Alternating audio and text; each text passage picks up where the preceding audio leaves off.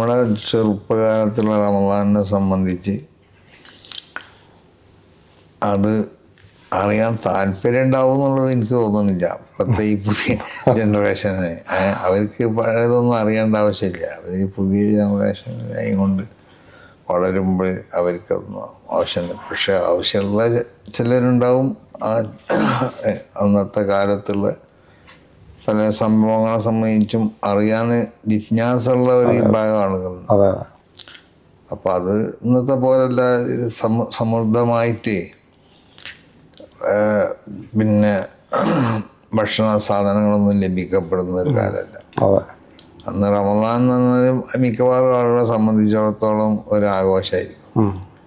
കാരണം എന്ന് പറഞ്ഞാൽ ഈ ബാത്തുകളെ കൊണ്ട് ധന്യമാക്കുക എന്നുള്ള നിലക്കുള്ള ഒരു ആഘോഷം അധികം ആളുകൾക്കുണ്ട്. അതോടൊപ്പം പിന്നെ ആ ഒരു മാസത്തിന് വേണ്ടി ഭക്ഷണങ്ങൾ ഒരുക്കൽ കുറേ ദിവസങ്ങൾ മുമ്പ് തന്നെ കഴിവുള്ള ആളുകളൊക്കെ അതിന് പറ്റുന്ന പണിക്കാരെ വിളിച്ച് മുളകൊക്കെ ഇടിപ്പിച്ച് മഞ്ചി ഇടിപ്പിച്ച് അരി ഇടിപ്പിച്ച് അതിന് സാധനങ്ങളൊക്കെ ഒരുക്കി വരിയിൽ സമൃദ്ധമായി വെക്കുന്ന ആളുകളുണ്ടാവും, അങ്ങനെ ഇല്ലാത്ത ആളുകളുണ്ടാവും.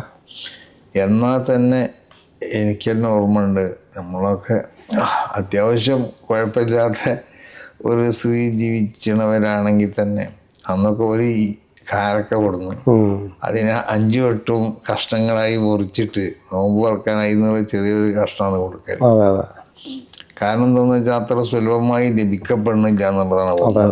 മറ്റൊന്ന് അന്ന് അത് മതി, അങ്ങനെ അല്ലാതെ ഒരു കാരക്ക മുഴുവൻ തിന്നുകയാണ് നോമ്പ് തുറക്കുക എന്നുള്ള ഒന്നിനെ പറ്റി ജനങ്ങൾ ചിന്തിക്കണില്ല. മറ്റൊന്നെന്ന് പറഞ്ഞാൽ ഒരു കാരക്ക കൊണ്ട് 10 കഷ്ണങ്ങളോ 8 കഷ്ണങ്ങളൊക്കെ ആയി കൊടുക്കാൻ പറ്റുന്ന ഒരു പരിതസ്ഥിതിയായിരിക്കും വീട്ടുകാർക്കുള്ള.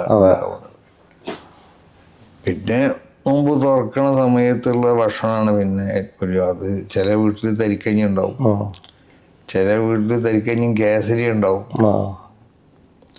ചില വീട്ടിൽ മാംസത്തിൻ്റെ കറിയോ അത് പോയി പോത്തൊക്കെ ആവാം, ആടൊക്കെ ആവാം. പിന്നെ പത്തിരി ഉണ്ടാവും. ഈ പത്തിരി നോമ്പ് 30 ദിവസം പത്തിരി തന്നെ ഒരു സ്വഭാവം എന്താണെന്നുണ്ട്. ഇന്നിപ്പോൾ അങ്ങനെയൊന്നും അല്ലല്ലോ. വ്യത്യസ്തമാവുന്ന പല കടികളാണ് നോമ്പിന്. മാംസം തന്നെ അധികം കഴിക്കണ വീടുകളുണ്ടാവില്ല. അപ്പം നമ്മളെ വീട്ടിലൊന്നും മാംസം അധികം കഴിക്കുന്നില്ല നോമ്പിന്. പലചരക്കുള്ള കറികളാണ്, പച്ചക്കറി ഉണ്ടാവും, മറ്റുള്ള കറികൾ. പിന്നെ എന്നും ഇപ്പം നമ്മൾ ചില ദിവസങ്ങളൊക്കെ ഇഡ്ഡലിയാണ് കഴിക്കുക. ഇഡ്ഡലിയും ദോശയും ചമ്മന്തിയൊക്കെയാണ്. പഴയ കാലത്ത് അത് ചിന്തിക്കാൻ കഴിയൂല. കഴിവില്ലെങ്കിലും ഒരു ഇഡ്ഡലി ദോശ ചമ്മന്തിയാണ് ഒരു നോമ്പിന് എന്ന് പറഞ്ഞാൽ അത് ജനങ്ങൾ എന്തോ ഒരു മോശമായ ഒരു കാര്യമായിട്ടെടുക്കുന്നത്.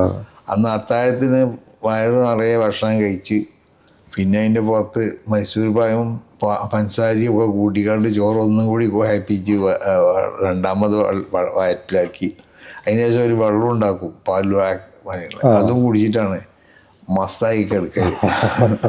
ഇന്നിപ്പോൾ അധിക വീടുകളിലും നോക്കിയാൽ അത്താഴത്തിന് ഭക്ഷണം ചോറ് കഴിക്കണ പരിപാടിയൊന്നുമില്ല. അധികം വീടും എന്തെങ്കിലും ചെറിയ നിലക്കുള്ള, ചിലർ പഴം കഴിക്കണവരായിരിക്കും, ചിലർ വേറെ വല്ല സംഗതികളായിരിക്കും കഴിക്കുക, ചില ആളുകൾ കഞ്ഞി പിടിക്കുന്നവരായിരിക്കും, തേങ്ങാപ്പാലൊന്ന് കഞ്ഞി പിടിക്കുന്നവരുണ്ടാവും, ചില ആളുകൾ ചപ്പാത്തിയോ അങ്ങനത്തെ വല്ല വെള്ളപ്പോ മറ്റൊക്കെ കഴിച്ചു പോകുന്നത്. അങ്ങനെയൊക്കെ പല വ്യത്യസ്തമാകുന്ന രൂപത്തിലായല്ലോ ഒന്ന്. പിന്നെ ഫ്രൂട്ട്സുകൾ സമൃദ്ധമായി ലഭിക്കപ്പെടുന്നു. അപ്പോൾ ഓരോ വീട്ടിലും സമൃദ്ധമായി ഫ്രൂട്ട്സുകൾ അന്ന് ഇന്നത്തെ കാലത്തൊന്നും ചിന്തിക്കാൻ കഴിയുന്നില്ല. ആകെ ഒരു നാരങ്ങൊക്കെ എപ്പോഴേലും കിട്ടിയാലേ ഉണ്ടാവുള്ളൂ. വല്ല മധുനാരങ്ങ അതിൻ്റെ സീസൺ ആകുമ്പോൾ കുടകുന്നൊക്കെ വല്ല നാരങ്ങയും കൊണ്ടു വെക്കുമ്പോൾ അതൊക്കെ നാരങ്ങ നോമ്പിന് കിട്ടുന്നുള്ളൂ, നോമ്പല്ലാത്തപ്പോഴും കിട്ടുള്ളൂ. അപ്പം കാലത്തിൻ്റെ വ്യത്യാസം അനുസരിച്ച് ഭക്ഷണ സാധനങ്ങളിലും നമ്മുടെ ഭക്ഷണ രീതിയിലൊക്കെ ഒരുപാട് വ്യത്യാസങ്ങളുണ്ട്. അതൊന്ന്. പിന്നെ അന്ന് ജനങ്ങളിലുള്ള ഒരു ഭക്തി ഉണ്ടായിരുന്നു നോമ്പിനെ സംബന്ധിച്ചും നോമ്പിനോടനുബന്ധിച്ചു കൊണ്ട് ചെയ്യപ്പെടേണ്ട വിഭാഗത്തുകളെ സംബന്ധിച്ചൊക്കെ. അത് വീട്ടിലും നാട്ടുകാരും ഒക്കെ അത് വളരെയധികം ശ്രദ്ധിച്ച്. ഇപ്പോൾ പള്ളിയിലൊക്കെ എന്ന് പറഞ്ഞാൽ കുട്ടികളാണെങ്കിലും വലിയവരാണെങ്കിലും ഖുർആൻ ഓതിക്കൊണ്ടേയിരിക്കേണ്ട ഒരു സമ്പ്രദായങ്ങളുണ്ടായിരുന്നു. അപ്പോൾ ഇന്ന് അങ്ങനത്തെ ഒന്നും ഒക്കെ കുറവാണ്. ഖുർആൻ ഓതുന്ന ആളുകൾ ഓതും, അല്ലാത്തവർ അങ്ങനെയാണ്. മിക്കവാറും കുട്ടികളൊക്കെ നിർബന്ധിച്ച് വീട്ടുകാർ ബോധിപ്പിക്കും, പള്ളിയിൽ പറഞ്ഞയച്ചുകൊണ്ട് വീട്ടിലിരുത്തിക്കൊണ്ടു. അപ്പോൾ അന്നേരക്ക് ഒരുപാട് വ്യത്യാസങ്ങളുണ്ട്. പിന്നെ നോമ്പ് അറിയിപ്പ് തന്നെ ഇന്നത്തെ പോലെ ഫോണും മറ്റും സൗകര്യമില്ലാത്തതുകൊണ്ട് ഏതെങ്കിലും ഒരു കാവ്യ ഉറപ്പിച്ച് കഴിഞ്ഞാൽ ആ കാവ്യൻ്റെ അടുത്തേക്ക് മറ്റൊരു കാവ്യ വിവരത്തിന് വേണ്ടി പറഞ്ഞേക്കണം. എന്നിട്ട് അവിടുന്ന് ആ വിവരങ്ങൾ ഏറ്റുവന്ന് ഈ കാവ്യനോട് പറയുമ്പോൾ ചിലപ്പോൾ രാത്രി ഒരു 2 മണിയോ 3 മണിയോ 4 ഒക്കെ ആകുമ്പോഴാണ് നാളെ നോമ്പാന്നുള്ളത് അറിയുന്നത്. അന്ന് പിന്നെ അത് അറിയിപ്പിനുള്ള വേറെ മാർഗങ്ങളൊന്നുമില്ല, കൂക്കലും മറ്റതുമല്ല. അങ്ങനെയൊക്കെയാണ് പഴയ കാലത്ത് നോമ്പിൻ്റെ അനുഭവങ്ങൾ എന്ന് പറഞ്ഞാൽ.